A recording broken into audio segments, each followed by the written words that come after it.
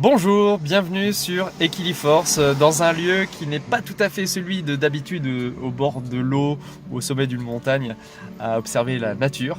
Là je suis sur le parking d'un hypermarché, mais c'est parce que ça fait longtemps que je n'ai pas abordé une question qui est celle de la consommation.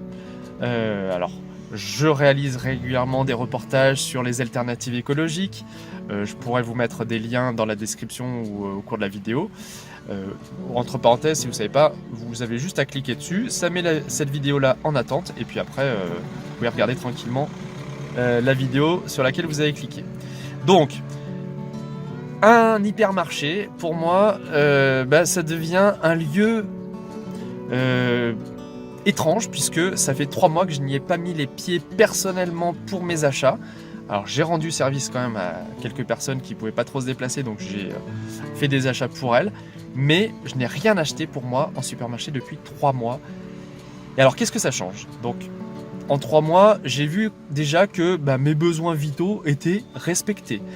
J'arrivais en faisant des marchés, en allant voir directement des producteurs ou en allant en petit commerce bio, que j'arrivais à trouver de quoi me nourrir.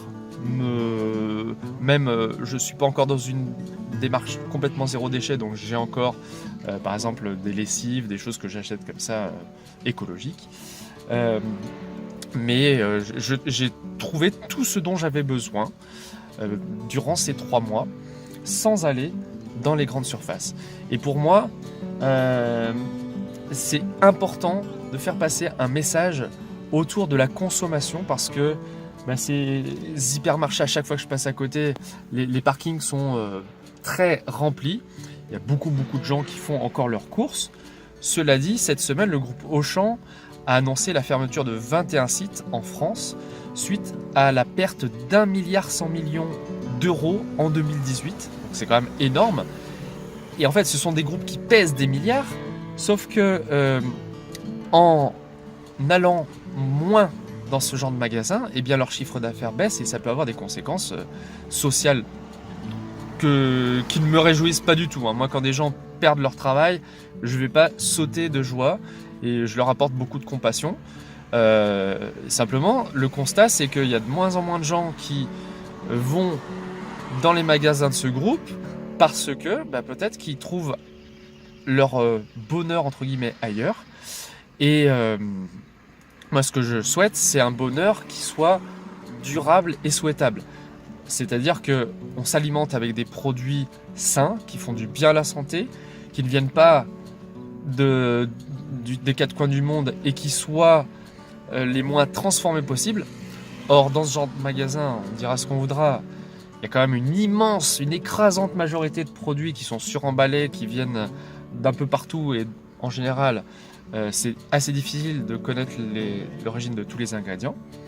Bref, pour moi, ces endroits-là, ils représentent quelque part le monde du passé. C'est le monde où on a eu beaucoup de choix, beaucoup d'abondance, et même une surabondance. Si on circule dans les allées de ces supermarchés, si vous voulez une boîte de petits pois, je vais prendre cet exemple-là, vous n'avez pas une référence. Je sais pas, ceux qui vont encore dans les hypermarchés, petit défi pour vous, vous comptez le nombre de références de petits pois que vous trouvez, et je pense que dans les commentaires, on va peut-être se rendre compte que on est allé trop loin quelque part. Voilà. Encore une fois, vous faites ce que vous voulez. Moi, ces vidéos-là, elles sont là pour vous amener peut-être à faire d'autres choix.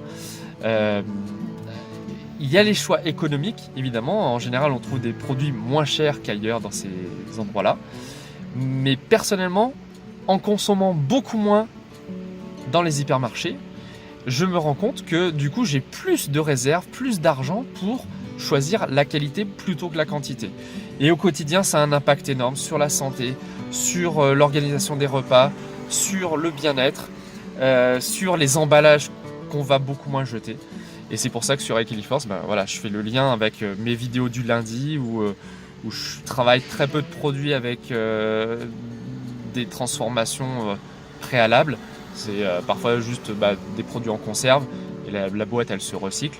Voilà, mais plus à mon avis on sera capable de limiter les achats qui vont dans le sens d'une surconsommation, et plus on sera heureux, et mieux la planète s'en portera.